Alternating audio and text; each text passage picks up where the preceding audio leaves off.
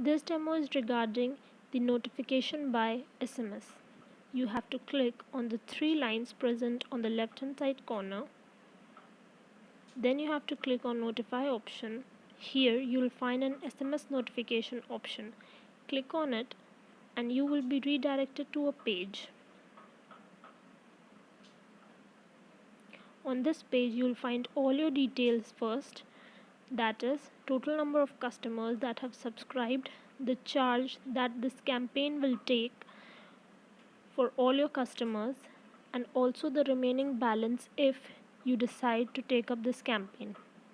You have to just enter the campaign name here, and then you have to enter your message here by typing or by copy and paste process from any other source.